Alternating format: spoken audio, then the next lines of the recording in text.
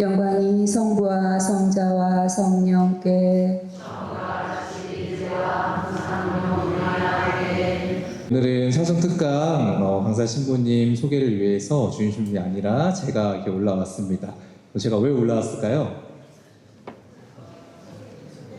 네, 소개하러 올라왔겠죠. 네, 오늘 두 번째 저희 사순특강 해주실 신부님은 방종우 야고보 신부님이십니다. 현재 신학대학에서 윤리신학을 가르치고 계신데, 제가 신학생 때 또 부제 때 저희 은사 신부님이시기도 합니다.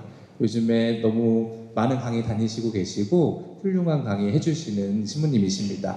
그래서 모시기 쉽지 않은 신부님이신데, 특별히 오늘 우리 세검정 본당 교우들을 위해서 이렇게 와주셨습니다. 오늘 주제는 하느님을 사랑함에 대하여 이렇게 강의를 해주시겠습니다. 멋진 방종우 야고보 신부님을 박수로 모시도록 하겠습니다.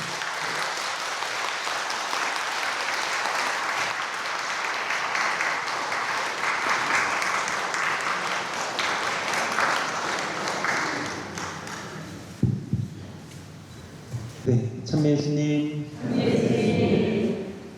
네, 그 정도로 바쁘진 않아요. 네, 학교에서 학생들도 가르치고 이렇게 있다가 이렇게 또 가끔 이렇게 본당에서 불러주시면 사선특강을 하게 되는데, 세검정 성당에는 처음 와봤습니다. 이렇게 깜짝 놀랐어요. 성당이 이 안에 이렇게 멋지게 있는 걸 보면서 되게 지금 신기하게 얼떨떨한 기분으로 이렇게 들어왔는데, 또 이 안에 이렇게 신자분들이 따뜻한 표정으로 맞이해 주시니까 또 더욱더 저도 어떤 좀 느낌이 뭔가 감동적이기도 하고, 또 이렇게 우리가 각자의 어떠한 지역에서 우리가 이렇게 또 하느님을 섬기고 있다라는 것에 대해서도 굉장히 어떠한 기쁨이 이제 있기도 한 것 같습니다. 우리 신부님께서 소개해 주신 것처럼 저는 신학교에서 윤리신학을 가르치고 있습니다. 윤리신학을 가르치고 있는데, 윤리신학이라고 한다면 굉장히 딱딱하고 막 규율과 관련된 것, 뭐뭐 해라, 뭐뭐 하지 마라 라는 것을 가르칠 것 같지만, 사실 우리의 모든 생활에서 마주하는 모든 주제들에 윤리만 갖다가 붙이면 윤리신학의 주제가 된다라고 생각하시면 좋을 것 같아요. 그것이 어떤 경제가 됐든, 혹은 뭐 사회가 됐든, 혹은 환경이 됐든, 혹은 여러 가지 어떠한 것들, 또 요즘은 또 AI와 관련된 AI 윤리에 대해서도 우리가 교회가 많이 이야기하고 있고, 그런 여러 가지 주제들을 다루고 있습니다. 한마디로 윤리라고 한다면 우리의 일상생활과 동떨어지지 않은 굉장히 밀접한, 그리고 또 우리가 하느님으로부터 무언가를 하느님께 무언가를 바라기도 하고, 하느님께서 우리에게 원하시는 것이 무엇인지를 또 생각하면서 행동에 이르게 하는 것, 그것이 이제 윤리신학의 여러 가지 주제인 것 같아요. 근데 오늘은 뭔가 이렇게 어떤 윤리신학의 어떤 테마를 잡아서 말씀드리기보다는 우리의 신앙, 덕과 관련된 것에 대해서 말씀드리고 싶습니다. 향주삼덕, 혹은 뭐 사추덕, 뭐 이런 이야기들도 할 수 있겠지만, 특별히 우리는 오늘 향주삼덕 중에서 신앙과 관련된 이야기를 이제 나누고 싶습니다. 사순과 관련해서. 먼저 제 이야기로, 저의 어린 시절 이야기로 오늘 이야기를 시작하고 싶어요. 저는 쌍둥이입니다. 그게 그렇게 놀라운 일이에요. 저는 일란성 쌍둥이에요. 그러니까 저랑 똑같이 생긴 사람이 한 명 더 있는데, 제가 조금 더 잘생겼어요. 근데 우리 신자분들 착각하시면 안 되는 게, 여기 부암동 여기 좋은 카페들 많잖아요. 저랑 똑같이 생긴 사람이 어린 딸 2명을 데리고서 커피를 마시고 있거나 그러면 오해하시면 안 돼요. 저 아니에요. 제 동생이에요. 자, 어쨌든 저는 쌍둥이인데, 남자 쌍둥이, 남자 형제만 키워보신 분들만 이렇게 생각을 해도 잘 아실 텐데, 쌍둥이 둘이 한 집안에 있으면 매일매일 전쟁이죠. 어린 시절. 지금은 이제 둘도 없는 친구처럼 지내지만, 어렸을 때는 항상 경쟁 상대 혹은 싸움의 대상이었어요. 그러다 보니까 어머니께서는 저희한테 항상 똑같은 옷, 똑같은 장난감을 사주셨어요. 제가 아마 초등학교도 들어가기 전에 한 6살, 7살 때쯤이었던 것 같아요. 저는 그날 기억이 너무나도 생생해서 제가 입고 있던 옷도 기억을 하거든요. 어떤 옷을 입고 있었냐면 내복을 입고 있었는데 겨울날 파란색, 빨간색, 노란색, 초록색 기차, 뭐 택시, 뭐 자동차 막 이런 것들이 막 그려져 있는 애기들이 입는 옷을 입고 있었던 기억이 납니다. 자기 전에 장난감을 가지고 노는데 어머니께서 항상 똑같은 장난감을 사주셨다 보니까 저게 나름대로 표기를 해가지고 각자 걸 가지고 놀았는데 이 비행기 변신 로봇이었어요. 작은 손바닥만한 그런 비행기 로봇이었는데 정신 차리고 보니까 이 비행기에 그 조종사가 앉는 그 유리캐 있죠. 그게 없어진 거예요. 자, 쌍둥이에요. 매일매일 전쟁이에요. 근데 내가 가진 장난감에 하자가 생긴 거잖아요. 그리고 어린아이한테 이 장난감은 우주잖아요. 우주. 전 세계잖아요. 자, 그런 것처럼 이거를 내 동생이 보고 나면 막 놀릴 것 같은 거예요. 야, 네 거에 하자 있다. 막 이런 얘기를 하면서. 그러다 보니까 제가 이제 너무나도 걱정이 되고, 어떡하지라는 생각이 들더라고요. 그래서 정말 그 바닥이랑 이런 곳을 제가 막 다 찾으러 다녔던 기억이 나요. 뭐 침대 밑에도 들어갔다가 화장실에도 갔다가 막 샅샅이 이거를 찾으러 막 다녔습니다. 그래도 보이지 않더라고요. 큰일 났다. 어떡하지?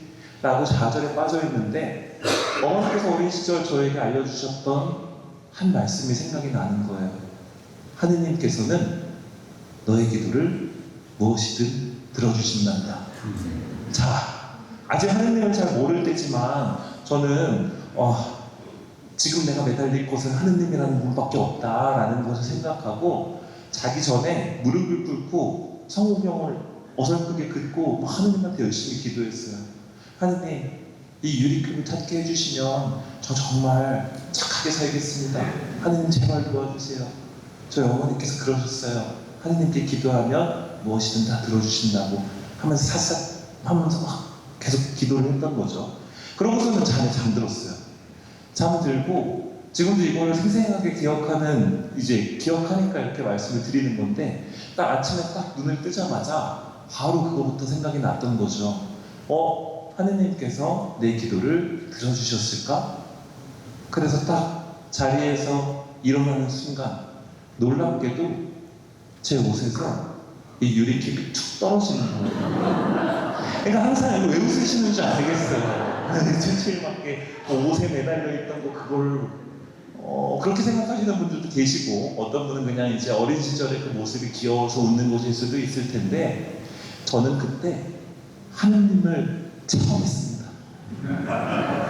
그때부터 하느님께 어떤 일이 있을 때마다 기도하고 묵주기도 하는 것도 배워가지고 이렇게 복사단도 들어가고 열심히 성당 생활을 했어요. 중학교 때는 항상 묵주기도를 매일매일 했는데 이제 손에 묵주를 쥐고 다니면서 기도하는 건 꽤나 사춘기 소년에게 쑥스러운 일이잖아요. 그러니까 주머니에다가 묵주를 넣고 항상 한 주머니에다가 손을 이렇게 놓고서는 묵주를 돌리면서 학교를 오가면서 묵주기도를 바쳤던 기억도 납니다. 자, 그런데 시간이 조금씩 흐르기 시작했어요. 저는 그 기억을 잊지 못하고 하느님께 계속해서 어려운 일이 있을 때마다 기도를 드렸죠. 그런데 좀 이상한 거예요. 하느님께서 내 모든 기도를 들어주신다라고 생각을 했었는데 안 들어주실 때가 있는 거죠. 내가 원하는 시간, 원하는 때에 기도를 들어주시는 하느님, 혹은 아예 내 기도와 나의 어떤 아우성에 전혀 응답하지 않는 예수님이 느껴지기 시작했던 거예요.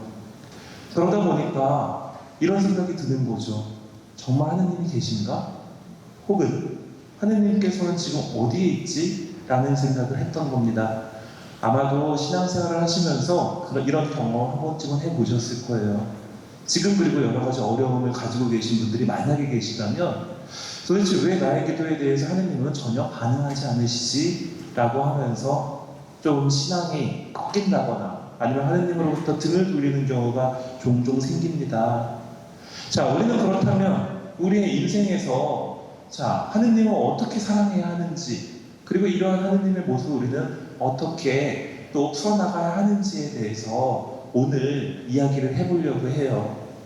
근데 제가 이러한 생각을 하면서 우리 세보온종 신자분들 만나는 시간을 준비하는데 이거 어떻게 설명하면 좋을까라고 고민하는데 우리 신학교에서 한 새벽 한 1시쯤 이렇게 해가지고 누가 문을 뚝뚝뚝 두들기더라고요. 그래서 누구지 이 시간에 하면서 밖에 나가봤더니 이분이 서 계셨어요. 베르나르도 성인이에요. 그냥 하는 얘기예요. 그러니까 베르나르도 죄송합니다. 베르나르도 성인의 이야기로 오늘 또 이야기를 들려드리고 싶습니다. 왜냐하면 이 베르나르도 성인이 우리가 하느님을 사랑하는 방법 혹은 사랑하는 단계에 대해서 너무나도 탁월하게 설명을 해주셨기 때문이에요. 자, 사슴의 어떠한 여러 가지 몇 가지 이야기들과 함께 이 이야기를 풀어나가고 싶은데 베르나르도 성인은 어떤 것에 대해서 이야기를 했냐 하면 4가지 사랑의 단계에 대해서 이야기를 했습니다. 인간이 태어나서 사랑의 어떠한 절차를 밟아 나가는데 4가지 단계가 있다는 거예요. 첫 번째 단계, 두 번째 단계, 세 번째 단계, 네 번째 단계. 근데 유의할 건 뭐냐 하면 우리가 어느 날 갑자기 3단계 팍 올라가는 것도 아니고 4단계에 갑자기 올라가는 게 아니고 태어날 때부터 그거 갖고 태어나는 것도 아니고 누구나 거치는 단계인 거예요. 1단계는 당연히 누구나 거치겠죠. 그리고 또 2단계에 올라가는 사람이 있고 거기 멈추는 사람이 있는가 하면 3단계, 4단계까지 올라가는 사람이 있다라는 겁니다. 자, 1단계가 뭐고 2단계가 뭐고 3단계가 뭐고 그것이 뭔지를 먼저 말씀드리기 전에 그렇다면 저의 신앙은 몇 단계입니다. 몇 단계인지 한번 생각을 해보면 좋을 것 같아요. 뭔지는 모르지만 그래도 한번 우리 손을 한번 들어볼까요? 신부님, 제 신앙은 아직 첫 번째 단계입니다. 세례받은 지도 얼마 안 됐고 혹은 또 여러 가지 또 일들 품바들 속에서 저의 어떠한 신앙은 첫 번째 단계인 것 같아요 라고 생각하시는 분. 네, 알겠습니다. 신부님, 그래도 제가 이 평일 저녁에 사슴 특강을 들으러 나오지 않았습니까? 이 정도면 2단계 정도는 보장해 주셔야죠 라고 생각하시는 2단계 정도 된다. 4번째 단계에서 2번째 단계. 네, 2번째 단계 많습니다. 신부님, 제가 세례받은 지 그래도 30년이에요. 그래도 3단계, 네, 언제까지는 아니더라도 3단계는 됐을 겁니다. 한 3단계라고 생각하시는 분. 네, 한 3단계와 1단계가 또 비슷하게 있으신 것 같아요. 마지막, 신부님, 제가 수도복만 안 입었지 제 신앙은 정점에 있습니다. 까지는 아니지만 그래도 저는 4단계, 좀 높은 단계에 있는 것 같습니다 라고 생각하시는 분 계세요? 그 원장수님. 원장수님 정도는 이제 돼야 4단계. 네. 보통 이렇게 여쭤보면 4단계는 없고 한 2단계, 3단계에서 손에 많이 드시는 것 같은데 먼저 이 단계가 각각 무엇인지만 간단하게 말씀을 드리도록 하겠습니다. 첫 번째 단계는 자신을 위해서 자신을 사랑하는 단계예요. 우리는 누구나 우리 자신을 사랑하죠. 자, 바로 그 단계입니다. 자, 자신을 위해서 자신을 사랑하는 그 다음 단계는 자신을 위해서 하느님을 사랑하는 단계예요. 자, 자신을 위해서 자신을 사랑하다 보면 자신을 위해서 하느님을 사랑하는 단계로 올라서게 된다라는 겁니다. 자, 그 다음 세 번째는 하느님을 위해서 하느님을 사랑하는 단계다라고 베르나르도 성인은 이야기해요. 자, 여기까지만 봐도 자신과 하느님, 자, 이것이 뭐 이렇게 병합이 된다라는 것을 이제 아시겠죠? 자, 그러면 마지막 단계는 뭐냐라고 했을 때, 아니, 하느님을 위해서 하느님을 사랑하는 것보다 더 높은 단계가 있습니까? 라고 질문하시는 분이 계실 텐데, 네 번째는 하느님을 위해서 자신을 사랑하는, 자기를 사랑하게 되는 단계다라고 이야기하는데, 이 네 번째 단계는 조금 철학적 개념이라서 나중에 설명을 드리도록 하겠습니다. 자, 그럼 첫 번째 단계부터 설명을 해드릴게요. 자신을 위해서 자신을 사랑하는 단계입니다. 자, 이 단계는 모든 사람은 스스로 자기를 사랑하는 본능을 타고 태어났다라는 거예요. 우리가 무언가를 맛있는 걸 먹기를 원하고 혹은 뭔가 공부하기를 원하고 혹은 좋은 것들을 누리기를 바라고 누군가를 사랑하고 이 모든 것들이 내가 나를 사랑하기 때문에 나를 위해서 일단 기본적으로는 행하게 된다라는 겁니다. 물론 그러면 또 어떤 신자분들은 이런 말씀하실 것 같아요. 신부님, 저는 제 자신보다 제 손주 혹은 제 자녀가 더 잘 됐으면 좋겠습니다. 저는 제 자녀와 손주를 더 사랑해야 라고 생각하는 분들도 계실 거예요. 자, 근데 베르나르 성인은 그것조차도 자신을 사랑하는 것이다 라고 이야기를 해요. 왜냐하면 자녀가 잘 돼야 나도 행복하고 좋기 때문인 것이죠. 자, 이렇게 우리는 자신을 위해서 자신을 사랑하는 사람들로서 그 본성을 타고 가지고 있습니다. 자, 이 사랑은 당연히 모든 사랑의 시작점이며 가장 본능적인 사랑이라고 할 수 있겠죠. 그리고 우리 자신을 사랑하는 것, 또 나를 사랑하는 것. 자, 그런데 이 단계에는 일종의 오류가 생긴다라는 겁니다. 그것이 뭐냐면 바로 선입견이라는 오류가 생긴다라는 거예요. 즉, 내가 나를 사랑하다 보면 다른 사람을 질투하게 되거나 시기하게 되거나 혹은 내가 가지고 있는 것을 더욱더 갖기를 바라면서 어떤 선입견을 갖게 되고 시기 질투를 하게 된다라는 것이죠. 여기서 이제 한 가지 이야기를 들려드리고 싶은데 헨리 나웬 신부님의 이야기입니다. 이 헨리 나웬 신부님은 하버드 대학에서 학생들을 가르치기도 하시고 영성의 대가로서 여러 책을 이렇게 발표하시고 그리고 또 많은 정치인들과 함께 교류하셨던 이제 우리 예수회 출신의 굉장히 훌륭하신 신부님이셨어요. 근데 이 신부님이 너무나도 바쁘게 하루하루를 살아가다가 어떤 우울감에 빠지기 시작한 것이죠. 자, 그래서 우울증 증세가 슬슬 모습을 드러내니까 이제 수도회에서도 저기 어디에 있는 그 장애인 공동체에 가라고 명령한 거예요. 너무나도 바쁘니까 이런 것들을 어떻게 할까 고민하다가 그래도 이 병이 심해질 것 같으니까 이분은 장애인 공동체에 들어가게 됩니다. 자, 그런데 이 장애인 공동체에 들어가서 마당을 거니는데 이제 장애인 친구들이 와가지고 헬리나 신부님을 보면서 여러 가지 질문을 했던 것 같아요. 누구예요? 라고 처음엔 물어봤겠죠. 저는 헬리나 웬입니다. 라고 대답을 했어요. 그래서 무슨 일이에요? 라고 또 물어보니까 저는 하버드 대학에서 학생들을 가르칩니다. 라고 이야기하셨겠죠. 자, 그러자 그 친구들이 계속해서 질문을 던지더라는 겁니다. 하버드가 뭐예요? 미국에서 굉장히 좋은 대학교고 저는 거기에서 교수였고 많은 정치인들을 만나는 여러 가지 일들을 했습니다. 그렇게 만나는 게 뭔데요? 계속해서 질문이 점점 더 가면 갈수록 이 신부님께서 나 자신을 설명하고 드러내는 것이 얼마나 무의미한 것인지 자, 그런 것들을 깨달았던 것 같아요. 그날 헬리나 신부님께서는 이렇게 일기를 적어 놓으셨습니다. 글씨 작지만 괜찮아요. 제가 읽어드릴 거예요. 다. 지금껏 나에게 하버드가 무엇인지 물어본 사람이 없었다. 나는 내가 얼마나 대단한 사람인지 이들에게 얘기해주기가 너무 어려웠다. 내 지구 중에 아주 유명한 정치인이 있다는 것을, 나에게 자문을 구하는 세계적인 리더들이 있다는 것을 이들에게 알려주기 어려웠다. 어쩌면 나의 오래된 정신적 상황이 여기서 마무리될지 모르겠다. 왜냐하면 이들은 신이 인간을 대하는 방식과 매우 유사하게 나를 대하고 있기 때문이다. 자, 우리가 만들어 놓은 여러 가지 질서들 혹은 그 규칙들 안에서 우리는 다른 사람을 선입견을 보면서 바라보고 또 나는 그것에 대해서 우월감을 느끼고 그렇게 바쁘게 살아가다 보면 여러 가지 한계에 부딪히게 되는 신부님의 모습을 우리는 여기서 볼 수 있습니다.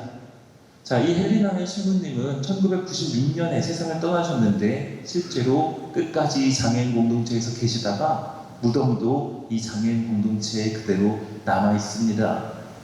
자, 이 선입견이라는 것은 자신을 위해서 자신을 사랑하다 보면 우리가 생기는 오류다라고 말씀을 드렸는데 성경에서도 여러 가지 어떤 구절들을 우리가 보게 되죠.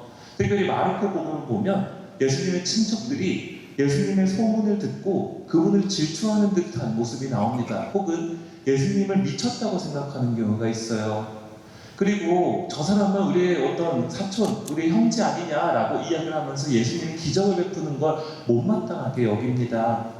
자, 한마디로 자기 자신을 사랑하고 타인을 질투하는 사람들에게는 어떤 인간의 완고함이라는 것이 있는 건데 그러다 보면 예수님의 기적을 체험할 수 있는 기회가 그만큼 없어진다라는 것이죠.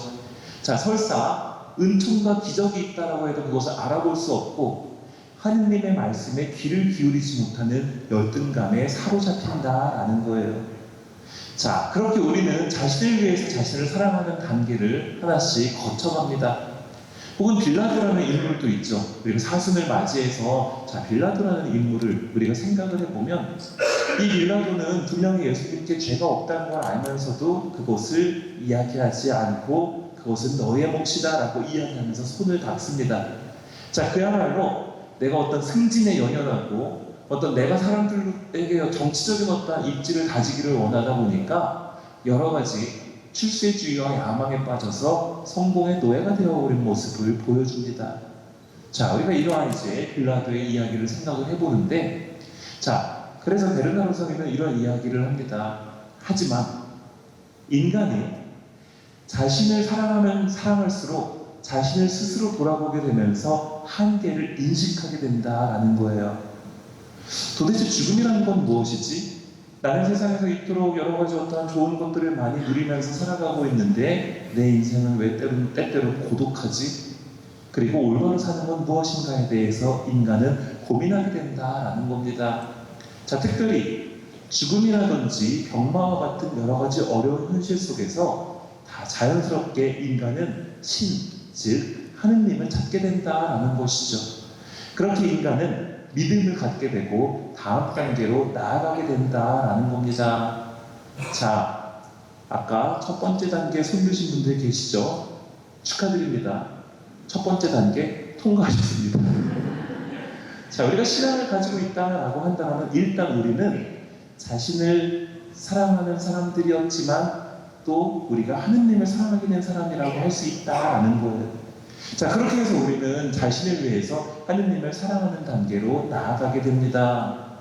자, 자신을 위해 하느님을 사랑하는 단계는 자, 앞서 말씀드렸던 것처럼 우리가 한계를 체험하면서 이제 하느님을 찾고 자연스럽게 하느님을 사랑하게 되는 단계예요.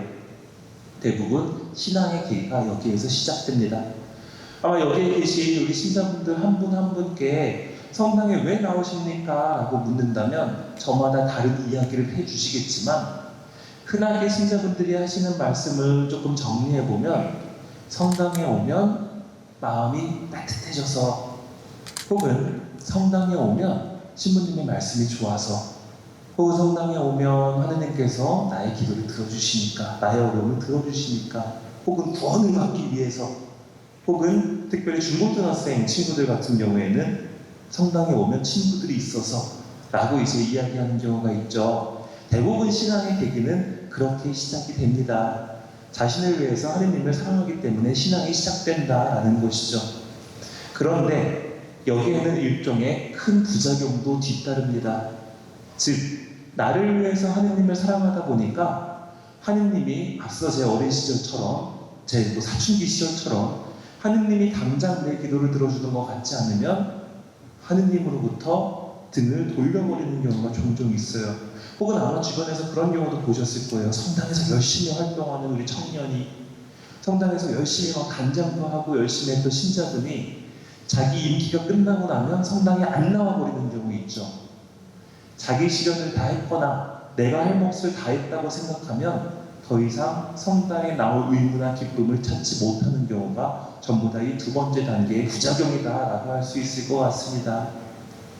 혹은 우리 세범정 성당에도 그런 경우가 있을 것 같은데 이 자신을 위해서 하느님을 사랑하는 사람들을 만날 수 있는 어쩌면 그런 사람들을 위해서 우리가 미사를 하는 경우라고도 할 수 있는 자 그런 미사가 1년에 한 번 열려요. 있어요. 자신을 위해서 하느님을 사랑하는 단계의 사람들을 제일 많이 볼 수 있는 1년에 딱 한 번 열리는 미사. 어떤 미사일까요? 수능 전 미사예요. 우리 성당도 수능 전 미사가 있나요? 네, 세범정 성당도 수능 전 미사가 있다고 하는데 자, 제가 본당 경험이 많지는 않지만 그래도 이렇게 그때를 기억해보면 수능 보기 하루 전 혹은 이틀 전에 우리 고3 학생들을 이렇게 모아서 평일에 미사를 하거든요. 수능 잘 보라고. 미사 할 때마다 깜짝 놀래요. 우리 성당에 이렇게 많은 고3 학생들이 있었는가에 대해서. 심지어 저 부역장님의 자녀분이 고3인지는 몰랐어요. 근데 막 여기 꽉 차요. 그러면 이제 막 할머니도 오고 막 뭐 이렇게 가족들도 오고 다 해가지고 눈물을 흘리면서 막 미사를 합니다. 고해성사도 보고 신부님께 안수도 받고 이렇게 따뜻한 모습으로 조금은 불안하지만 긴장됐지만 편안한 모습으로 돌아가요. 여기까지 좋아요. 아주 좋아요. 우리가 어려울 때 그리고 의지하고 싶을 때 하느님께 의지하는 것, 뭔가 청원하는 것 좋은 기도의 한 종류다라고 말씀드릴 수 있겠습니다. 자, 문제는 그 다음 주죠. 그 다음 주에 그렇게 눈물을 흘리면서 기도했던, 열심히 기도했던 고3 학생들이 성당에 나와요, 안 나와요? 안 나와요. 물론 나오는 친구들도 있지만 대부분은 안 나옵니다. 자, 결과는 둘 중 하나일 거예요. 시험을 잘 봤거나 시험을 못 봤거나. 자, 시험을 못 본 친구들은 뭐라고 이야기를 할까요? 엄마한테 이거 봐, 하느님 없어 라고 이야기를 할 겁니다. 시험을 잘 본 친구들은 그럼 뭐라고 생각할까요? 그쵸? 이건 나의 노력으로 내가 잘해서 성취한 거야 라고 생각을 할 겁니다. 심지어 저 부역장님의 자녀는 서울대를 갔대요. 근데도 안 나와요. 자, 자신을 위해서 하느님을 사랑하다 보면 결국에는 나의 신앙을 위해서 하느님을 자꾸만 이용하게 된다라는 것이죠. 자, 인생의 어려움 앞에서 이렇게 하느님을 원망하는 마음이 생겨나게 되는 단계다라고 할 수 있습니다. 하느님을 사랑하는 사람들이에요. 하지만 아직까지는 하느님보다 내 안에 내 자리가 더 많기 때문에 이것은 완전한 사랑이 아니다라고 이야기합니다. 자, 이 단계에서 나오는 오류는 의심과 원망이다라고 할 수 있는데 쉽게 우리가 탈출기를 생각을 해보면 굉장히 하느님께 여러 가지 탄원을 올리면서 이집트로부터 빠져나가기를 원했지만 결국 그렇게 홍해 바다를 건너고 나서 하느님을 원망하는 이스라엘 사람들의 모습을 우리는 바라보게 됩니다. 자, 모세에게 여러 가지 원망을 하죠. 지금 우리에게 마실 것을 다오, 먹을 것을 다오. 차라리 이집트에서 사람들 밑에 있었던 때가, 일을 열심히 하던 때가 차라리 그립소. 그때 만약에 우리가 계속 거기에 있었더라면 조금 힘들더라도 배불리 먹을 수 있었을 텐데 라고 하면서 하느님을 의심하는, 자, 그러한 이제 장면들이 많이 나옵니다. 즉, 이집트에서 해방시키신 하느님에 대한 감사와 신뢰가 점점 사라지는 거예요. 예전에 분명 하느님께서 나에게 주신 여러 가지 기쁜 것들, 좋은 것들이 있는데 내 삶이 어느 정도 채워지고 나면, 그리고 혹은 또 부족한 것이 생기게 되면 그것을 잊어버리고 하느님께 무언가를 자꾸만 청하게 되면서 원망까지도 하게 되는 겁니다. 제가 이탈리아에서 공부를 했는데 이탈리아 북부에서 고해성사를 준 적이 있어요. 저희 이번에 그 동계올림픽 열렸던 밀라노 담페초 있죠? 그쪽 지역에서 제가 지냈었거든요. 성탄때. 그러면은 거기 동네에도 이제 집중 판공이라는 게 있는데 약간 한국이랑은 좀 달라요. 어떻게 다르냐면 한국은 우리는 평일 저녁이나 이럴 때 집중 판공이 있잖아요. 혹은 주일 미사 때. 거기는 동네 사람들이 전부 다 천주교 사람들이다 보니까 사제가 아침 9시부터 저녁 7시까지 고해성에 계속 있어야 돼요. 그러면 이제 사람들이 오가면서 출근하면서 퇴근하면서 밥 먹으면서 뭐 계속 들려서 그냥 이렇게 고해성사를 하고 가는 문화인데, 오후 5시가 되면 중고등학생들이 한 번에 들어와요. 학교가 끝나는 거죠. 그래서 그들이 와가지고 고해성사를 하는데, 그때 제가 느낀 게 뭐였냐면 아마 거기 신부님께서 그렇게 학생들을 교육을 시키신 것 같아요. 중고등학생 친구들이 다 와가지고서는 저한테 하는 게 뭐냐면 고해성사 본 지 얼마 됐습니다라고 이야기한 다음에 본인이 잘못한 거에 대해서 이야기하지 않더라고요. 뭐에 대해서 이야기하냐면 내가 하느님으로부터 받은 좋은 것에 대해서 먼저 이야기를 하더라고요. 저는 하느님으로부터 좋은 부모님을 받았고 어떤 탤런트가 있고 어떤 성격이 있고 그래서 하느님께 참 감사합니다 라고 이야기를 하면서 하느님으로부터 받은 좋은 걸 먼저 이야기해요. 그 다음에 죄를 고백하는데, 이게 자연스럽게 내가 받은 하느님으로부터 받은 것을 기억하고 죄를 고백하면 어떻게 돼요? 하느님께서 나에게 이런 좋은 것들을 해주셨는데 그럼에도 불구하고 제가 이런 죄를 저질렀습니다.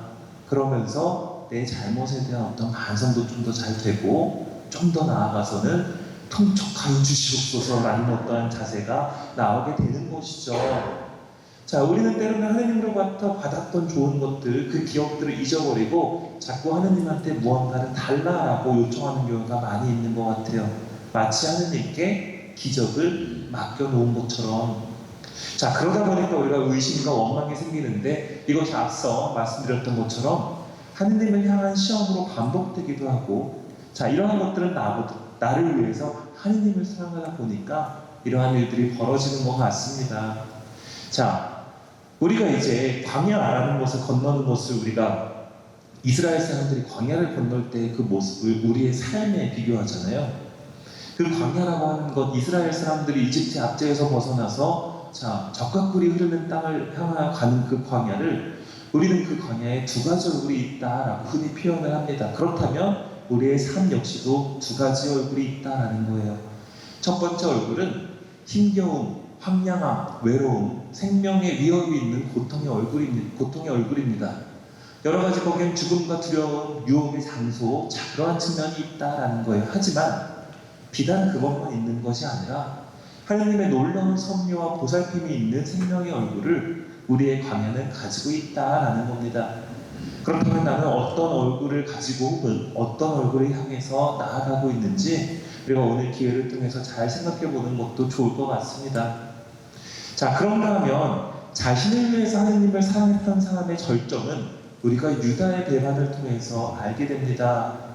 특별히 유다 가리옷을 우리가 생각을 해보면 얼마나 자기 자신을 위해서 하나님을 사랑했는지를 엿보게 되는데, 자손시기를 맞이한 강의니까 한번 유다의 모습을 보도록 하겠습니다. 유다의 모습은 굉장히 좀 이상해요. 상식적으로 조금 판단이 서지가 않습니다. 자, 거기에 그거를 조금 우리가 잘 묵상하고 생각을 하다 보면 유다의 행적에는 뭔가 이상한 것들이 좀 있어요. 자, 그런 걸 한번 보도록 하겠습니다.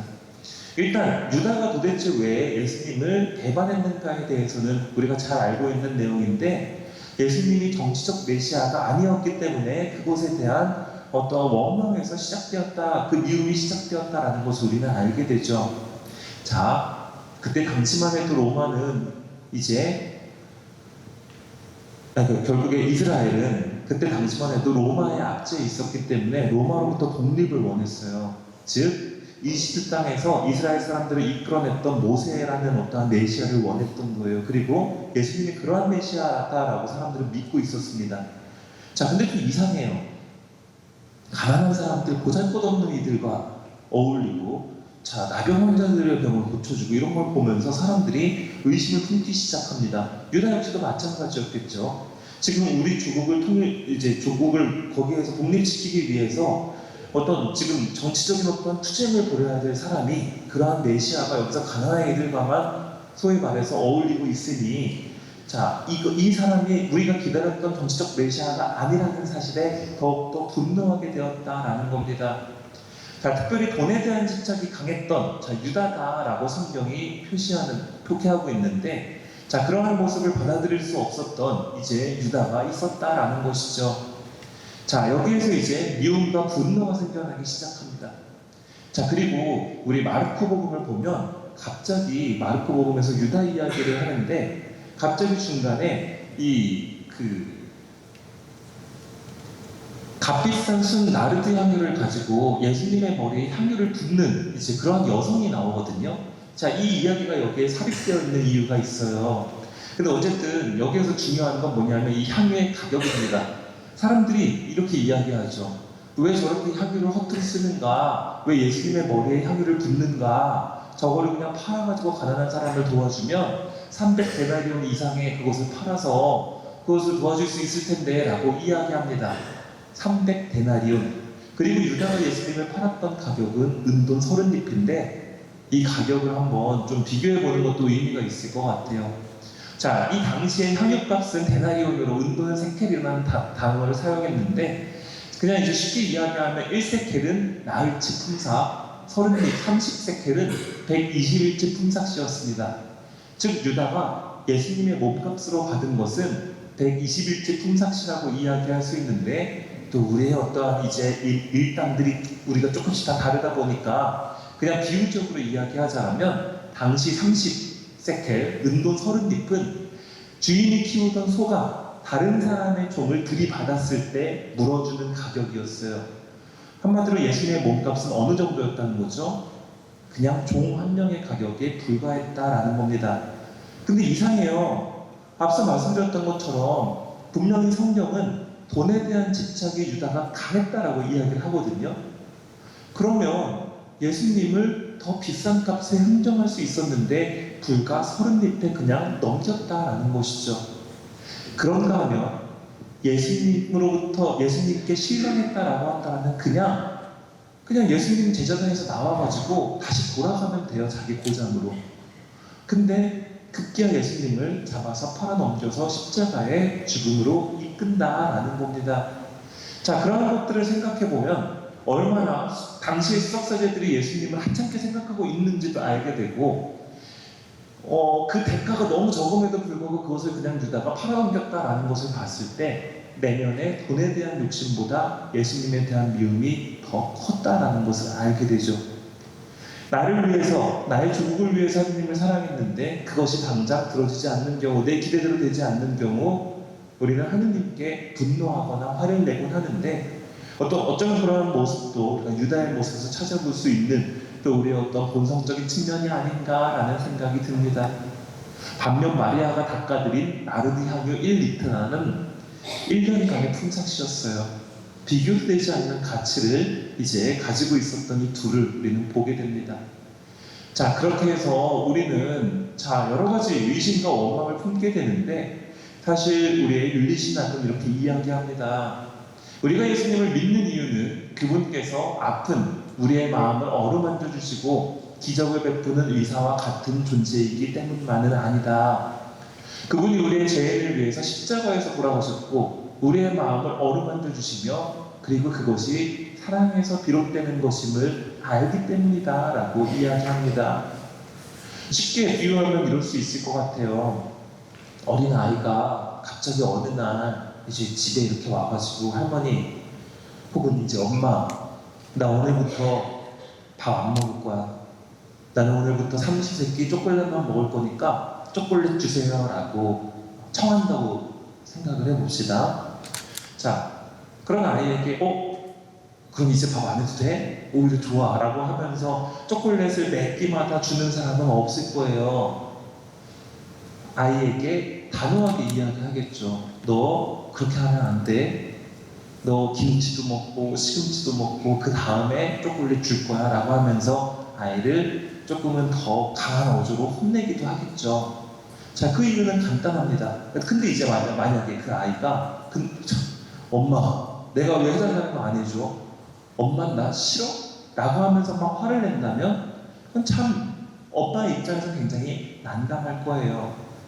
자, 그러한 것처럼 우리가 여러 가지 하나님께 무언가를 원하고 청하는 것들이 그것보다 더 좋은 방식이 있다라는 것을 사실 우리는 그러한 비유를 예를 들어서도 알게 됩니다.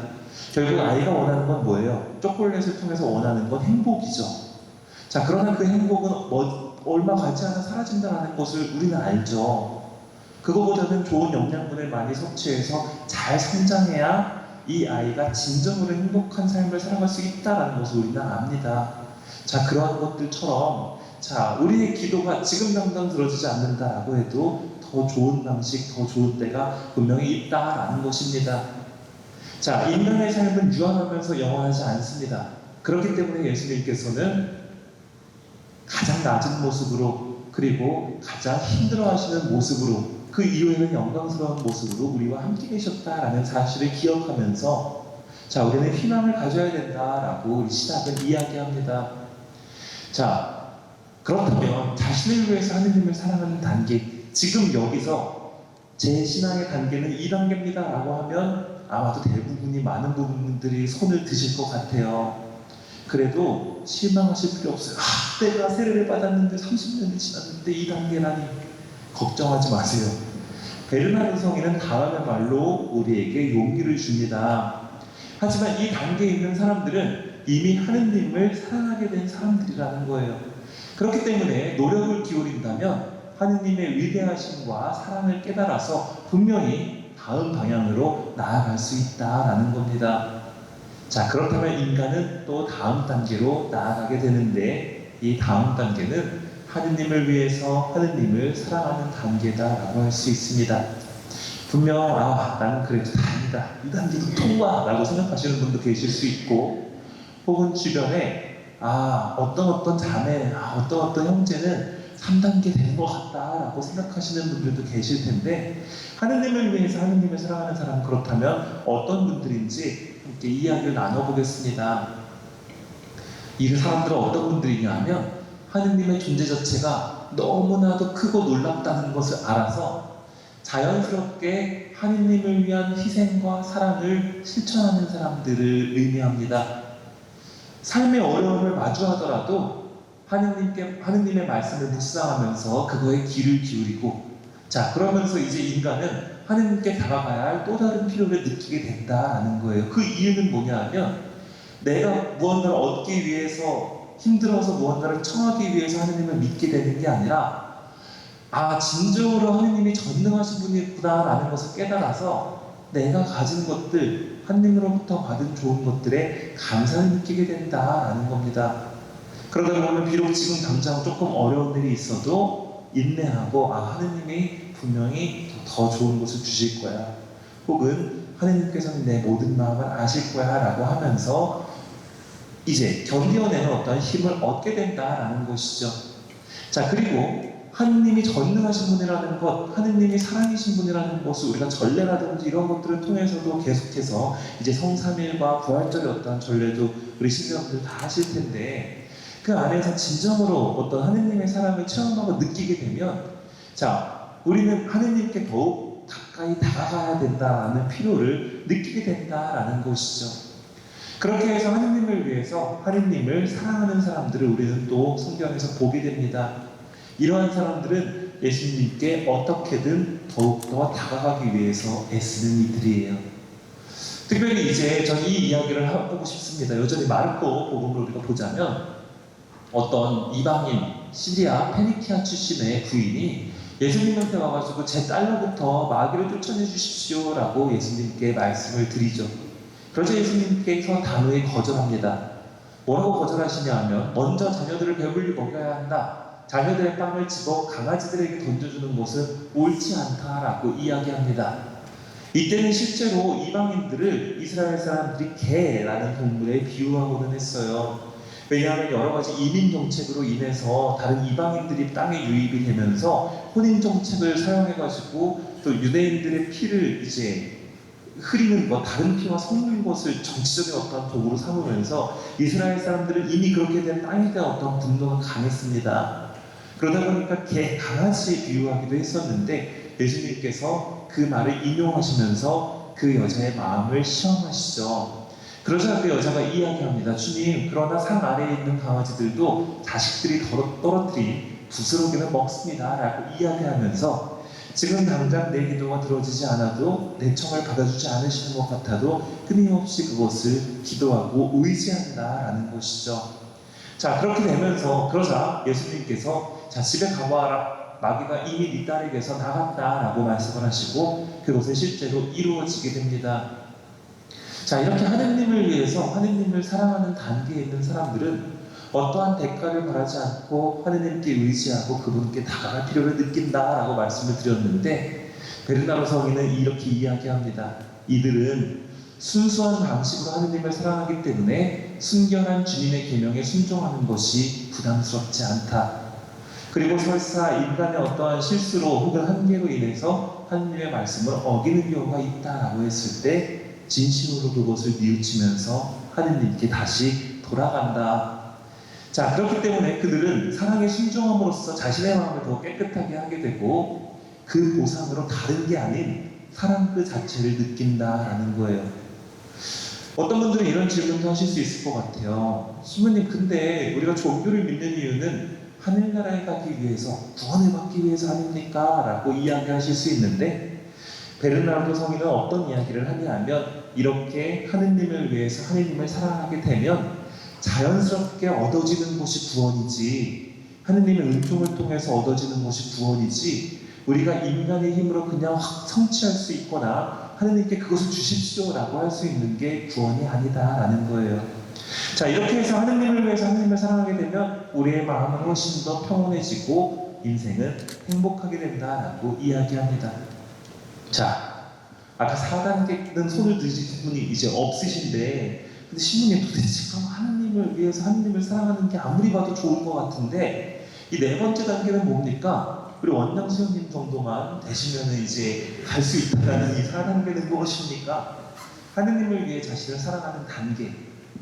안타깝게도 이 4단계는 여기에 있는 우리 어느 누구도 사실은 도달할 수 없어요. 왜냐하면 죽음 이후에 도달할 수 있는 단계이기 때문입니다. 죄송합니다, 수연님. 자, 하느님을 위해서 자신을 사랑하는 단계는 우리가 죽음 이후에 소위 말해서 하늘나라에 갔을 때, 지복직간에 이르렀을 때 우리가 도달하게 되는 단계예요. 자, 이 단계는 하느님을 위해 자신을 사랑하는 단계. 이게 뭐냐면 하느님을 직접 마주하면서 하느님이 나를 얼마나 귀하게 여기며 사랑하시는지를 깨달아서 나를 더욱더 이제는 완전히 사랑하고 끌어안게 되는 절정의 단계다라고 할 수 있습니다. 창조주의 사랑에 완전히 압도되는 단계. 하느님께서 이 세상을 창조하신 것, 이 모든 것이 언제나 나의 가장 깊은 곳에 계셨고 나를 다른 누구보다도 더 잘 알고 있었고 나를 나보다도 더 잘 알고 있었던 하느님을 마주하게 되면서 하느님의 사랑에 압도되고 둘러싸이는 단계다라고 이야기할 수 있습니다. 이 단계에 있는 사람들은 존재하지 않는 듯 자신을 잃어버리고 자신을 거의 무력화시켜서 인간의 질서가 아닌 하느님의 질서 안에서 자신을 사랑하게 되는 단계다라고 표현을 해요. 이 단계에 이른 사람들은 이제 하늘에 거주하는 사람들이고 더 이상 땅의 질서를 따르지 않는다라는 것이죠. 이제 그 순간은 온전히 하느님께서 나를 위해 모든 것을 창조하셨음을 깨닫는 순간, 모든 피조물이 하느님께 이제 순명하는, 동의하는 순간이다라고 이야기할 수 있습니다. 자, 비록 이 단계는 죽음 이후에 이룰 수 있는 단계예요.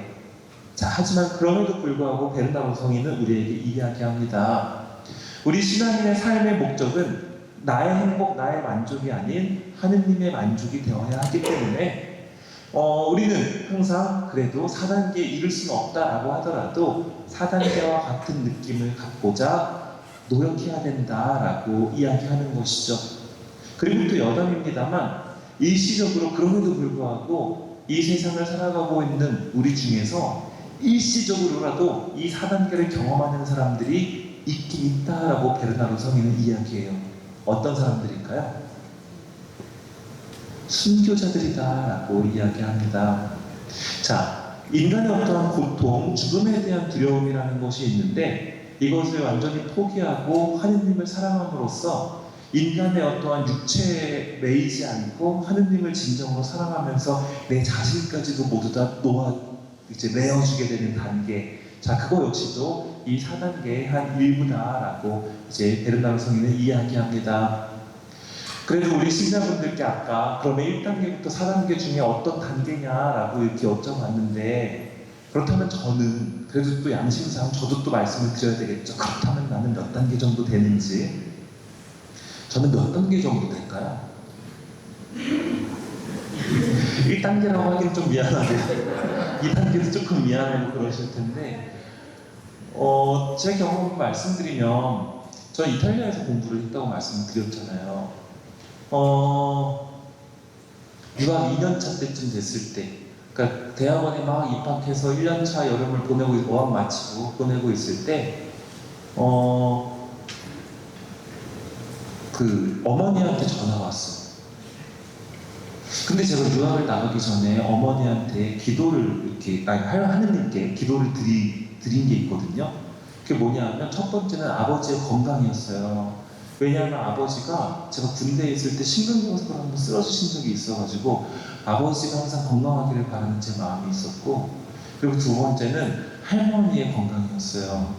할머니는 항상 저희 외할머니께는 제가 유학 발령이 나기 전에 할머니께는 말씀을 못 드렸어요. 우리 할머니께서 너무 슬퍼하실까봐. 맨날 할머니께서 저 어렸을 때도 저 신학교 들어갈 때도 신부 되기 전에 난 죽어 말씀하시고, 신부가 되고 나서는 이제 얼마 안 남았어. 근데 유학 간다고 하니까 우리 손주 유학 갔다 오면 나 없어. 계속 그런 거를 습관처럼 말씀하셨거든요. 몸에 좋은 건 되게 많이 챙겨 드시면서 그래서 저는 제 쌍둥이라고 말씀을 드렸잖아요. 또 몇 년 전 누나가 하나 더 있어요. 그러니까 어린 시절에 할머니의 손에서도 또 자란 경험이 있어서 저에겐 또 어머니와 같은 또 그런 존재셨고, 그럼 엄마를 위해서 기도 안 하셨어요? 라고 묻는 분들 계신데 저희 어머니 강해요. 건강하세요. 지금은 또 우리 어머니 위해서 기도하지만 어쨌든 간에 이 두 가지 저에게 있어서 가장 급한 것, 그리고 가장 어떤 그때 느꼈던 중요한 것. 근데 하나님께서는 안타깝게도 이 두 가지 기도를 다 들어주지 않으셨어요. 심지어 같은 때에 두 분을 전부 다 데려가셨어요. 앞서 말씀드렸던 그 유아 2년차 때. 어머니로부터 새벽 1시에 전화가 왔어요. 아버지께서 쓰러지셨고 돌아가실 것 같다고. 뇌출혈인 것 같다고. 심지어 외국에서 돌아가셨어요.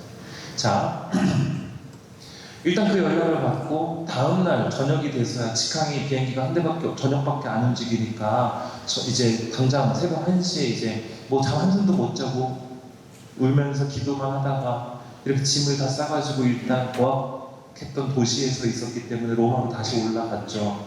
방학이었어요. 그래서 제 동기들도 다 이제 이탈리아의 각 도시로 흩어져 있었는데 저 때문에 이제 다 로마에 모인 거예요. 아버지가 돌아가셨으니 제 짐이나 이런 걸 챙겨서 저를 이제 배웅해 주기 위해서 동기들도 모인 거죠. 근데 로마 테르미니역으로 기차가 이제 제가 탄 기차가 쭉 들어가는데 거기 이제 플랫폼에 서 있는 제 동기들이 보이더라고요. 어떤 마음이 드냐 하면 인간적으로, 근데 이거 다 고해성사하고 다 사실 받은 거예요. 부끄럽지만 고백하자면 어떤 마음이 드냐 하면 정말 부끄러운 이야기인데 왜 하필 내 아버지지? 라는 생각이 들어요. 그리고 하느님께 얼마나 원망을 했는지 몰라요. 어떻게 하느님께서는 이렇게 잔인하신지, 내가 뭘 잘못했는지, 내가 유학을 가고 싶어서 나간 것도 아닌데 이건 너무하는 거 아니냐며 눈물 흘리면서 막 원망했던 그런 기억이 납니다. 자, 그렇게 해서 어려운 시간을 보내고 또 외국으로 나가서 다시 다른 나라로 가서 아버지의 시신을 확인하고, 그렇게 되면은 뭐 그쪽 경찰 조사도 받아야 되고 한국에 와서도 또 경찰 조사 따로 받아야 되고 여러 가지 절차가 있더라고요. 그렇게 해서 한 달이라는 시간 동안 아버지의 시신을 기다렸어요. 근데 출신분단에서 그래도 다행히 영안실 하나를 이렇게 비워주셔가지고 거기에서 이제 장지를 이렇게 마련을 해주셔서 거기서 가족들이랑 기도도 하고 신부님들도 계속 오셔서 기도해 주시고 신자분들도 계속 연도를 바치시고 이렇게 하셨거든요. 그렇게 해서 한 달이라는 시간이 지나서 아버지를 잘 이렇게 해서 보내드렸는데 처음에는 그리고 할머니도 이렇게 그때 돌아가시고 다 여러 가지 이런 것들을 겪으면서 제 안에는 막 하나님에 대한 원망과 의심이 너무나 컸던 거예요. 사제가 됐음에도 불구하고. 자, 그런 과정 안에서 그럼에도 불구하고 몇 년 시간이 조금 지나면서 그 아픔들이 서서히 아물면서 느꼈던 건 뭐냐 하면, 작년에 이제 교황님 돌아가셨잖아요. 프란시스코 교황님 돌아가셨을 때 8일장 했잖아요. 저희 아버지는 한 달장을 했어요. 한 달 동안 신자분들이 계속 와서 기도해 주시고 또 신부님들이 와가지고 미사해 주시고 위로해 주시고 그 여러 가지 그런 받았던 어떤 용기나 신자분들의 기도 같은 것들이 나중에 가서 서서히 느껴지면서 어떤 생각이 들었냐 하면, 아 그래, 여전히 풀리지 않는 의문은 있죠. 하느님께서는 왜 인간에게 죽음이라는 고통을 주셨는지, 이럴 거면 왜 인간을 창조하셨는지 그때는 막 그런 화가 있었는데 이제 나중에 그런 느낌이 들더라고요. 아 그래, 하느님의 시간과 나의 시간은 분명 다를 거야. 찰나와도 같은 시간, 성모일도나 이제 성서에 나오는 것처럼 그 시간 안에서 하느님께서 우리에게 좋은 것들을 주시고 하셨는데 나는 또 그걸 놓치고 있었네 라는 생각이 들면서, 아 나에게 신앙을 알려주셨던 아버지, 좋은도 본보기가 되어주신 아버지의 모습이 이제 생각이 나면서 그제서야 좀, 그럼에도 불구하고 하느님께서 나에게 이렇게 주셨던 어떤 고통 중에서 주셨던 좋은 것들을 좀 생각하게 되더라고요.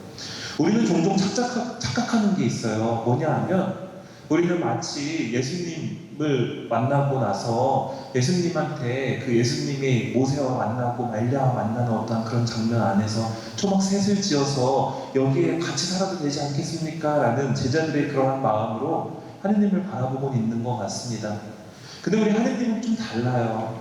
뭐냐 하면 물론 우리 세봉정본당의 이제 십자가는 예수님의 어떤 승천 십자가기는 한데, 이제 보통 우리가 쉽게 기억하는 예수님의 모습은 십자가에 못 박히신 예수님이잖아요. 다른 뭐 절이나 이런 데 가면 막 편안해 보이는 이제 부처님이 쫙 이렇게 앉아 계시고 평온하게 보이죠. 혹은 빛나는 어떠한 모습만을 우리는 하느님께 기억하길 원합니다. 하느님께 그런 것들을 기대합니다. 하지만 우리의 예수님은 겨울이 되면 제일 춥고 냄새나는 구유에 누워 계셔. 그리고 사실 때는 십자가에 못 박혀서 돌아가셔. 사실상 굉장히 고통스러운 그러한 모습들을 보게 됩니다. 우리는 종종 그렇게 착각을 하지만 예수님께서 이러한 모습을 우리에게 보여주고 계신 이유는 뭐냐면, 우리가 겪을 수 있는 가장 낮은 곳에서 태어나셨고 가장 극한의 고통을 체험하시면서 그리고 돌아가시면서 우리의 여러 가지 고통과 슬픔을 함께 나누어지고 계시다라는 것, 그리고 그 모든 것을 알고 계신다라는 어떠한 그 마음을 우리에게 계속해서 드러내 보이신다라는 것을 우리는 잘 기억할 필요가 있을 것 같습니다. 그렇게 우리가 하느님의 사랑을 기억할 때 비로소 나를 위해서 하느님을 사랑하는 것도 있지만 하느님을 위해서 하느님을 사랑하게 된다는 것을 깨닫게 된다라는 것이죠. 이러한 측면에서 봤을 때 말을 계속 이어서 말씀드리면, 저는 지금은 놀랍게도 3단계인 것 같아요. 근데 문제는 뭐냐면 요즘 제 삶에 딱히 그런 어려움도 없고 그냥 평이한 삶을 살고 있거든요. 그래서 제가 3단계라고 말씀드리는 거예요. 분명 어떤 어려움이 있거나 또 하느님께 무언가를 간절히 청해야 할 때가 오면 저는 아마 금방 또 2단계로 내려가서 하느님을 찾고 때로는 하느님께 조금은 원망을 드릴 수도 있지 않을까라는 생각이 듭니다. 하지만 조금 더 그래도 성숙한 사제로서 살아가다 보면 그래도 3단계의 느낌을 더 오래 갖게 되고, 그러다 보면 또 하느님을 만날 수 있는 때가 오지 않을까라는 생각을 해보게 되는 것이죠. 사제임에도 불구하고 또 그러한 믿음 안에서 살아가는 것이 어쩌면 우리의 이런 나약함을 하느님께서 모르실 리가 없습니다. 그렇기 때문에 또 우리의 죄를 용서하시고 구원하기 위하여 또 우리에게 오셨다라는 사실도 우리가 잘 기억하면 좋을 것 같아요. 2단계 갔다고 너무 좌절하지 마시고 이제 2단계까지 해서 하느님을 사랑하기는 됐으니까 또 3단계로 가야지, 혹은 지금 3단계에 머무시는 분들은 이 3단계의 느낌을 더 오래오래 간직해야지 라고 생각을 하시면 좋을 것 같아요. 자, 우리가 이제 광야에서의 두 가지 모습을 말씀드렸잖아요. 아까 힘겹고 황량한 외로움이 있는 어떠한 광야, 때로는 우리의 삶이 그렇게 느껴지지만 그 안에 있는 어떠한 하느님의 모습, 하느님의 도우심은 뭐가 있는지 오늘도 돌아가시면서 잘 생각하시면 좋을 것 같아요. 숙제를 내드리도록 하겠습니다. 과연 내가 어떠한 얼굴을 바라보고 있는지, 어떠한 얼굴을 향해서 살아가고 있는지 다음 주까지 레포트를 적어서 우리 부지원 신부님께 제출할 수는 없겠죠? 집에 이렇게 돌아가시면서 그냥 쉽게 얘기하면 이런 걸 기억하시면 좋을 것 같아요. 내가 하느님으로부터 받은 좋은 것이 뭐가 있지? 라고 한번 생각해 보시면 좋을 것 같습니다. 내 믿음의 단계가 어떻고 하느님이 어떻고 이런 것도 좋지만 우리가 그냥 돌아가면서 한 가지 묵상해야 될 건 하느님으로부터 받은 좋은 것.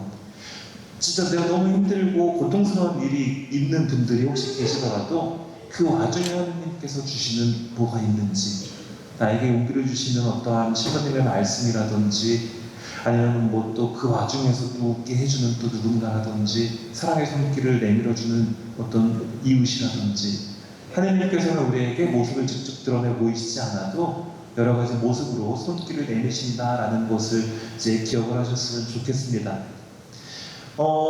저는 사제로서 이렇게 살아가다 보면 언젠간 분명히 또 우리는 이제 또 하느님을 뵙게 되는 그 순간이 오겠죠.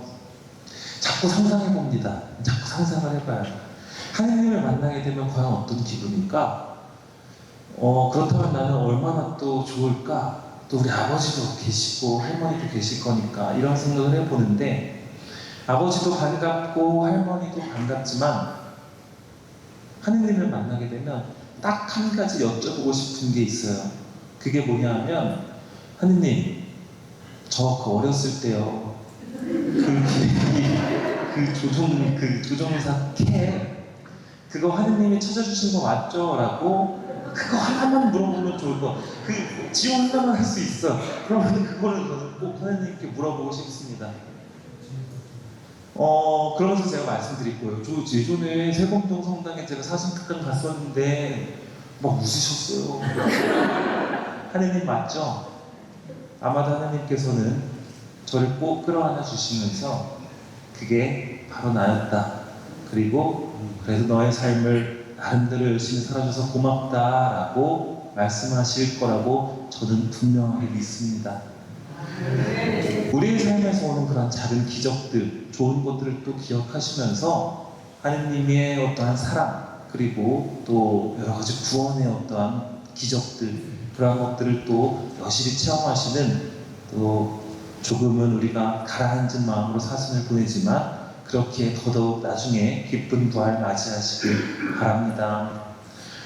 예전에 그 신학교에 주교님이 오셔가지고 강론을 막 길게 하시는 거예요. 근데 갑자기 옆에 있는 신부님이 제 어깨를 막 툭툭 찌르면서, 야, 종우야, 원래 피해자만 알고 가해자는 모른다? 라고 말씀하시더라고요. 저는 가해자였기 때문에 1시간 5분이라는 시간이 너무나도 빠르게 지나갔습니다. 조금은 지루하신 시간이실 수도 있는데 잘 들어주셔서 너무나도 감사드리면서, 네, 다시 한번 또 기쁜 부활 맞이하시기를 바랍니다. 영광송을 제가 마친 기도로 영광송 마치겠습니다. 성부와 성자와 성령의 이름으로 아멘. 영광이 성부와 성자와 성령께 성부와 성자와 성령의 이름으로 아멘. 감사합니다.